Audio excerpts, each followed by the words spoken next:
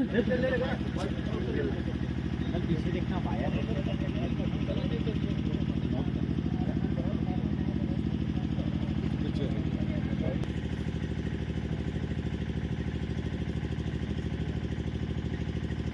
सबसे पहले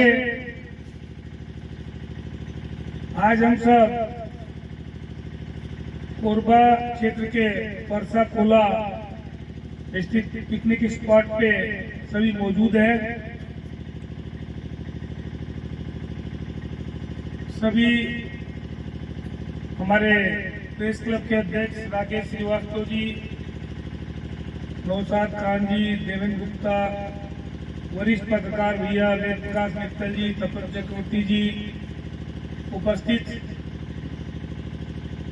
जितने भी पत्रकार हमारे कोरबा क्षेत्र में हैं, सभी पत्रकार बंधुओं, उपस्थित हमारे साथी महापौर भैया राजकिशोर प्रसाद जी, सभापति सोनी जी और सभी कांग्रेस के पदाधिकारी साथीगण।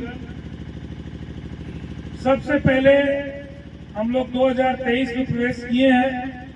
सभी उपस्थित जनों को मेरी ओर से, मेरे साथियों की ओर से और कांग्रेस परिवार की ओर से नए वर्ष की हार्दिक बधाई और शुभकामनाएं। हमारा नया साल जो 2023 है वो पूरे कोरबा वासियों के लिए, सभी वर्ग के लोगों के लिए खुशियां लेके आए। कोरबा की तरक्की हो, उन्नति हो, कोरबा का विकास हो, क्षेत्र के आम नागरिकों को उनके अधिकार मिले, लोगों का विकास हो, कोरबा का नाम हो। हम सब की यही अभिलाषा है। अपने अपने क्षेत्र में काम करते हुए मेरी भी यही इच्छा है कि कोरबा का डेवलपमेंट हो और मेरे ख्याल से सभी हमारे पत्रकार साथियों की भी इच्छा होगी तो कोरबा का ज्यादा से ज्यादा विकास हो। चाहे साडा का अध्यक्षीय कार्यकाल हो 1996 से 98, 2.25 साल, चाहे आपका 2008 से लेके 2018 तक 10 साल का विधायकी कार्यकाल, या 2018 से लेके अभी 23 तक 4 साल का विधायक के साथ साथ मंत्रिमंडल का कार्यकाल, पूरे इस 14 वर्ष में हमने कोरबा की तस्वीर बदलने का प्रयास किया है। बहुत सी ऐसी समस्याएं थी जिनका समाधान 50-50 सालों से नहीं हुआ, उनका भी हमने समाधान किया है। बहुत सी चीजें हो चुकी, कुछ पूरी होने को है और कुछ जो बाकी है उनको पूरा करना है। हम लोगों ने देखा है कि जब कोरबा आज से 40-42 साल पहले की बात करूं मैं, उस समय बहुत लिमिटेड आपके अखबार होते थे, इलेक्ट्रॉनिक मीडिया तो था ही नहीं, और आपके पोर्टल जो अभी चले हैं वो तो अभी बहुत समय नहीं हुआ है। तो उस समय प्रिंट मीडिया होता था और बहुत लिमिटेड अखबार के साथ कुछ सीनियर पत्रकार यहाँ इस काम को देखते थे, जिसमें मित्तल जी सामने बैठे हुए हैं, आपके तपन भाई बैठे हुए हैं, इसके साथ साथ हमारे विकास जोशी जी, सबसे वरिष्ठ तो केशवलाल मेहता जी, और उसके बाद साथ साथ विकास जोशी जी, किशोर शर्मा जी, जसराज जैन जी, आपके विजय शर्मा जी जो आज हमारे बीच नहीं है, लेकिन उनके सुपुत्र मनीष शर्मा और हमारे उपाध्यक्ष दोनों देख रहे हैं उस काम को। इसके साथ साथ वेद प्रकाश शर्मा जी जो किसी समय बांगो टाइम्स निकालते थे, बाद में वो जांजगीर चले गए, वहां अखबार निकाला उन्होंने। तो इस प्रकार से आपके राजेंद्र प्रसाद गुप्ता जी, बाद में हमारे बीच आपके वो हमारे प्रिंसिपल साहब आए थे विद्याधर पांडे जी, उन्होंने भी काफी समय तक उस काम को देखा। तो इस प्रकार से मेरा ऐसा मानना है कि कोरबा क्षेत्र के विकास में पत्रकार साथियों की बहुत बड़ी भूमिका रही है, और समय समय पे आप लोगों ने जब जब जो सुझाव दिए, चाहे प्रशासनिक अधिकारी हों, चाहे आपके राजनीति के क्षेत्र में विधायक सांसद हों, जब जब भी सुझाव दिए अपने अपने ढंग से लोगों ने उन कामों पे गौर किया और कोरबा का काफी विकास हुआ है। हमारा कोरबा किसी समय एक छोटा सा गांव हुआ करता था, उसके बाद कोयला की खदानें, फिर पावर प्लांट, उसके बाद आपका एल्युमिनियम का बाल्कों का कारखाना, और इस प्रकार से धीरे धीरे इसका कोरबा जिले का औद्योगिकरण हुआ।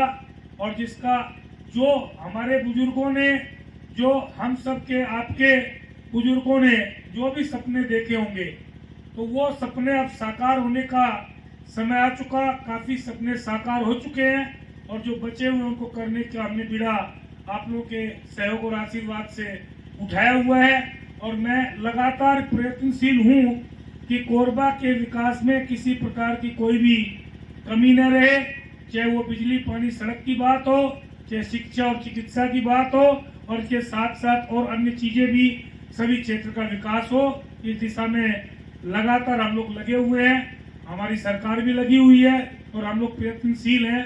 तो मैं चाहूंगा कि एक एक करके जो भी आप लोग पूछेंगे तो निश्चित तौर पे मैं आपके हर सवाल का जवाब देने का कोशिश करूंगा। धन्यवाद। सिर्फ कोरबा की नहीं है, पूरे हिंदुस्तान में जहां जहां भी पावर प्लांट और औद्योगिक जिले हैं वहां की समस्या है, लेकिन कोरबा हमारा पूरे छत्तीसगढ़ में इकलौता ऐसा जिला है जो समस्या ये सबसे ज्यादा कोरबा में है। इसके साथ साथ कुछ आपके रायगढ़, जांजगीर, कुछ जिलों में और भी है समस्या, और हम लोगों ने लगातार प्रयास किया है इस दिशा में। मैंने माननीय मुख्यमंत्री जी से भी चर्चा की थी। अभी जब जांजगीर सिवनी से हम लोग हेलीकॉप्टर से गए तो मैंने उनको लिख के भी दिया है और चर्चा भी की है कि कोरबा में जो राकड़ की समस्या है उसका समाधान जल्द से जल्द होना चाहिए, क्योंकि पावर प्लांटों के पास जो पहले एसडेट जो मिले थे उनको वो लबालब भर चुके हैं और उसके बाद बड़ी तेजी के साथ राकड़ निकल रही है। जो शासन ने केंद्र सरकार में कांग्रेस के समय भी योजना बनाई कि एस ब्रिक्स की और अन्य जो सीमेंट के प्लांटों में राकड़ का उपयोग किया जाए, लेकिन सिर्फ उससे काम चलने वाला नहीं है।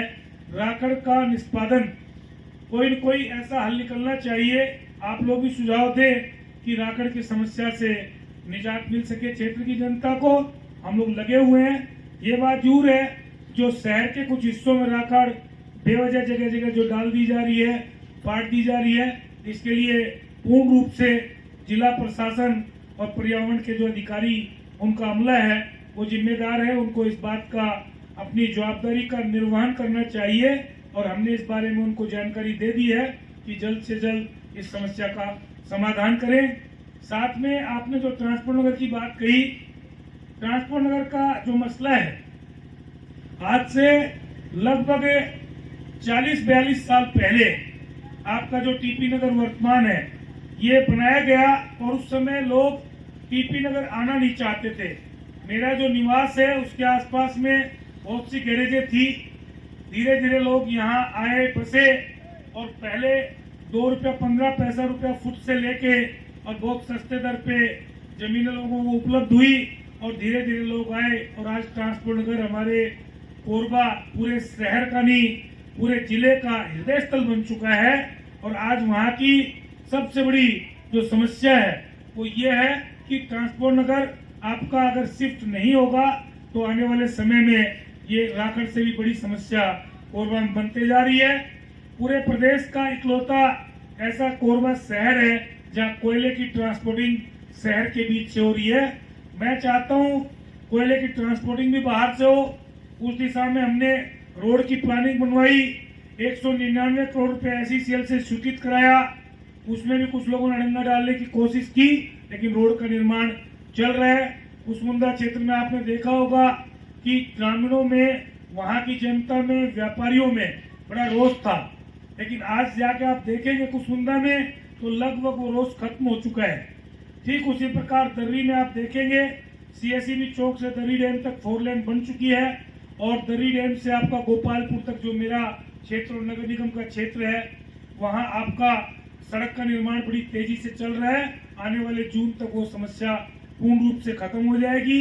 इसके साथ साथ डैम के साथ में एक ब्रिज का निर्माण भी कर दिया गया है पैरेलल।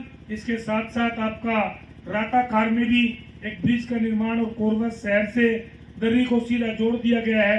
लगभग 4 से 5 किलोमीटर दूरी भी दर्री की कम हो चुकी है।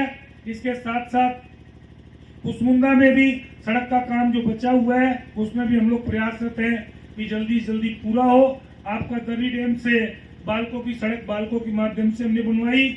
आपका सीएससीबी आपके नगर पालिका निगम के कार्यालय से आपका चेक पोस्ट तक की सड़क का काम अति शीघ्र प्रारंभ होने वाला है, शायद इसी हफ्ते में। इसके साथ साथ शहर की विभिन्न सड़कों का निर्माण कार्य 3 एजेंसियों के माध्यम से अलग अलग शुरू होने वाला है। इस सड़कें पूरी शहर की बनेंगी और चेक पोस्ट से बालकों की सड़क बालकों ने बना दी है, रिजदी से बालकों की सड़क बालकों ने बना दी है। इस प्रकार से और आपका सीतामढ़ी से इमलीडुकू होते हुए और आपका बरबसपुर जो मेरा क्षेत्र है और बरबसपुर से आप आगे होटल रिलैक्सिंग तक की सड़क का भी स्वीकृति माननीय मुख्यमंत्री जी ने दे दिया है। आपके सीएससी चौक से दर्री डैम के चारों ब्रिज की भी स्वीकृति दे दिया है। 166 करोड़ रुपया स्वीकृत हो चुका है। मुझे उम्मीद है कि जल्दी जल्दी वो भी काम आगे बढ़ेगा। और इसके साथ साथ टीपी नगर का अगर यहाँ से उसको शिफ्ट नहीं किया जाता तो आने वाले समय में बहुत तकलीफें जाएंगी। मेरा सभी जागरूक हमारे पत्रकार साथी बैठे हैं और सभी पार्टी के लोगों से भी ये निवेदन है कि टीपी नगर के मामले में किसी प्रकार की राजनीति नहीं होना चाहिए। लोग किसी प्रकार का भी आरोप लगा देते हैं कि फलाने की जमीन है इसलिए वहां टीपी नगर ले जाना चाहते हैं। मेरी या मेरे परिवार की कोई 1 इंच भी जमीन जब ट्रांसपोर्ट नगर का वहां प्रस्तावित हुआ 2016-17 में, 2018 में मास्टर प्लान में जब पास हुआ, राजपत्र में प्रकाशित हुआ, तो कोई भी जमीन मेरी या मेरे परिवार की या मेरे किसी रिश्तेदार की कोई जमीन वहां नहीं थी। लेकिन क्योंकि मेरे लड़के भी व्यवसाय करते हैं तो जहां भी ट्रांसपोर्ट नगर बनता है वहाँ हर आदमी, व्यापारी, ठेकेदार, ट्रांसपोर्टर, हर आदमी चाहता है कि उसको भी 1-2-4 एकड़ जमीन मिले ताकि शौकजात जो उसकी गाड़ियां मशीनें उनको खड़ी करने का उनको साधन मिल सके। अगर ये बात कहें तो वर्तमान टीपी नगर में भी मेरे पास कम से कम नहीं तो 3 एकड़ जमीन है। तो मैं अगर मेरी जमीन की कोई बात होती तो मैं क्यों उसको शिफ्ट करने की बात करता। ये सब आरोप निराधार है। और जब इस ट्रांसपोर्ट नगर का प्रस्ताव आपके मास्टर प्लान की जो बैठक हुई थी उस बैठक में तत्कालीन सांसद डॉक्टर स्वर्गीय बंसीलाल महतो जी उपस्थित थे। महापौर के रूप में मेरी धर्मपत्नी थी, मैं विधायक के रूप में था, लखनलाल देवांगन संसदीय सचिव और कटघोरा विधायक के रूप में था, भाजपा के जिला अध्यक्ष भी थे, भाजपा के पूर्व महापौर भी, सब लोगों की उपस्थिति में बैठक हुई थी। मैंने भी कहा था कि ट्रांसपोर्ट नगर दूर हो जाएगा और आप इसको रुंगराम बनाइए, रुंगराम जमीन है। तो मुझे बताया गया था कि वो फॉरेस्ट लैंड है इसलिए उसका अलॉटमेंट करना संभव नहीं है। केसर कलेक्टर थे उस टाइम, उन्होंने कहा था कि फॉरेस्ट लैंड में जमीन का अलॉटमेंट नहीं हो पाएगा, आपका टीपी नगर नहीं बन पाएगा। तो फिर उसके बाद जब सबकी सहमति थी तो मैंने भी उसमें चुप्पी साधी कि ठीक है, अगर सबकी सहमति है तो ट्रांसपोर्ट नगर बरबसपुर में बने। बरबसपुर में पूरा प्रस्ताव हो चुका है। बरबसपुर में जो पेचीदगियां तैयार की जा रही है, अड़ंगेबाजी लगाई जा रही है, वो जबरदस्ती का एक बदनाम करने की कोई न कोई षड्यंत्र या साजिश हो सकती है, क्योंकि कुछ लोग उसमें विभिन्न पार्टियों के उसमें मिले हुए हैं उस साजिश में, लेकिन वो साजिश कामयाब कभी नहीं होगी। बरबसपुर में टीपी नगर प्रस्तावित हुआ, बरबसपुर में टीपी नगर के लिए जमीन लॉट हुई, मैंने नहीं की है, ये जमीन भी लॉट पहले हुई है। बरबसपुर में ही आपका जो लैंड यूज था उसका वो चेंज होके राज्य सरकार ने हमारे कार्यकाल में उसको ट्रांसपोर्ट नगर के लिए प्रस्तावित किया। बरबसपुर में ही आपका उसकी निविदा भी हो चुकी, सभी काम हो चुके हैं। और दूसरी चीज, अगर मान लीजिए किसी ग्रामीण क्षेत्र में वो भी फॉरेस्ट एरिया से लेके अगर ट्रांसपोर्ट नगर को यहाँ प्रशासन चाहता है तो मैंने उस दिन चावलानी जी मिले थे, मैंने कहा था कि चावलानी जी, लांबा जी, नंदकीराम जी और आपके लखनलाल देवांगन जी चारों लिखित में दे दें कि उस गांव में ट्रांसपोर्ट नगर बनना चाहिए, उस फॉरेस्ट लैंड पे बनना चाहिए। अगर वो गांव डिस्टर्ब नहीं होता है और वहां आप लोग बनाना चाहते हैं तो मैं सहमति दे दूंगा।